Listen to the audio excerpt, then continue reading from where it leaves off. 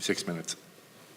Good morning, everybody, and thank you for coming in to meet with us and to your support team as well. Thank you very much, and for your briefing notes in advance. I just have a couple of, I suppose, even updates that I can share, and maybe it's information, Cara and Mark, that you may have had already, and it by no means diminishes the urgency and the impatience of what's required for children. But just in terms of the practicalities of the National Council for Special Education, making contact with schools to determine what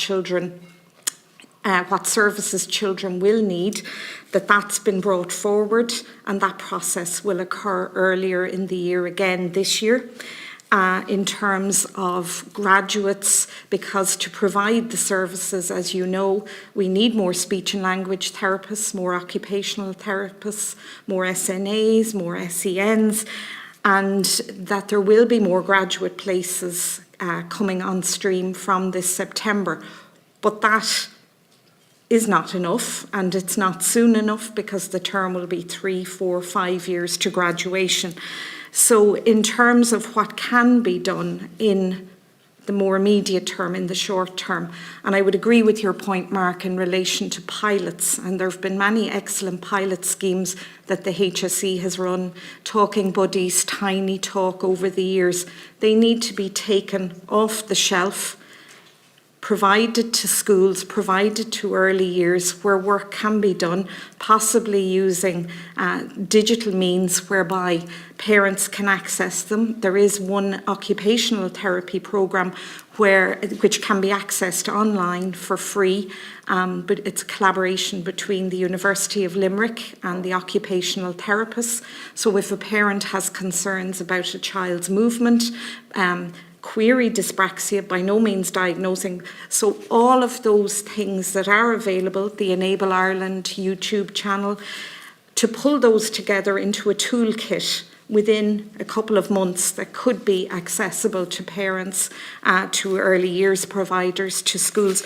I suppose one point to clarify, I'm going to be devil's advocate a little bit in terms of the law being the law and who's responsible for implementing it. Responsibility for disability services rests with the HSE. Now, I'm not for 1 minute passing the buck or otherwise, but in terms of resourcing, it has to be looked at. Why is there a shortage of staff? Why are people leaving? I absolutely take your point about the accessibility, the psychologists, the 37 who contacted you offering their services. In my area in County Meath, they have very long waiting lists. Now, sometimes if people are in a position to pay privately, they can go the private route and the list can be shortened. In some cases, the same people can provide that service. So there are difficulties and differences in that process. In terms of the AON, the assessment of need itself, that's required. My understanding is that it's required to access a special school, but it's not required for accessing services, that comes about through general practice, through public health nurses, through referrals. So what can we do in the community that could happen in the next 2 to 3 months? So I suppose I can give you just a couple of examples of what we're going to try and do tomorrow night with parents in County Meath, a small group. I have an occupational therapist coming, a primary teacher who practices well-being, who will help with dysregulation. It's a forum for parents to come together to tell me what do they need, for people to network and say who in the community is available, and we'll try and put a series of workshops together.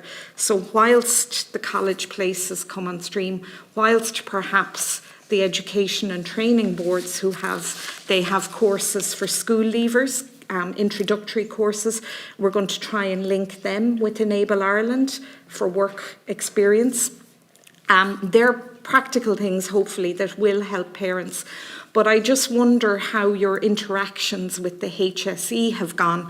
I have no clue what time I have, Chairperson.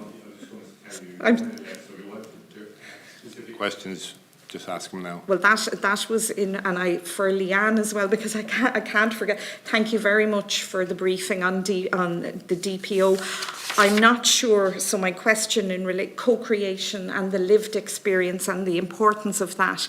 I know we have gone through our work programme for the year, how we possibly will change that, and I think we need to in terms of the co-creation piece, but I'm possibly... Well, if you want to ask a specific question to Leanne, that'd be great, and if you want to change the work programme, well, I was thinking if I use the time to finish and then it goes to the guests, is that? No? Oh, I'm so sorry. I'm going to shut up then. The co-creation and absolutely to meet with the other DPOs, I would be in favour of that, but I'm one member of a team here. Thank you, Chair. Cheers. If you'd like to answer briefly, Leanne.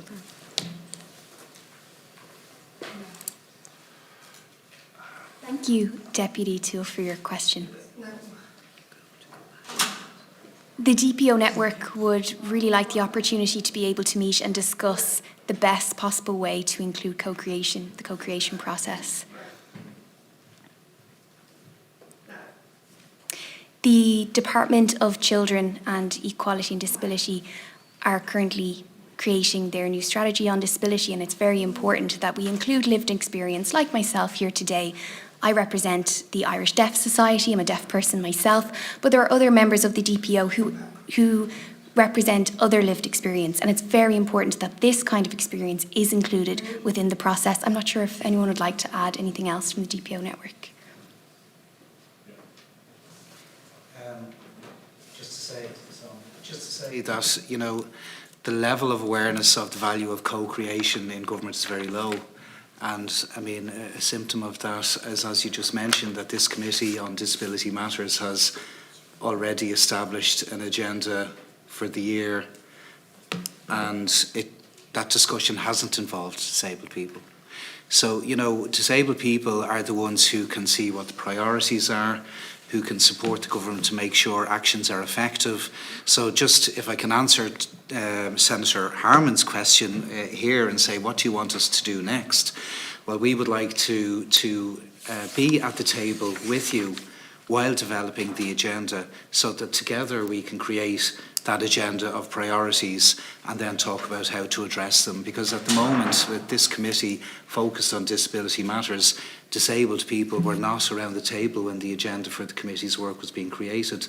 And, you know, that's not so much a criticism as a call for action. This is something that can be addressed, and maybe that's the next thing on the agenda for the committee. Thank you.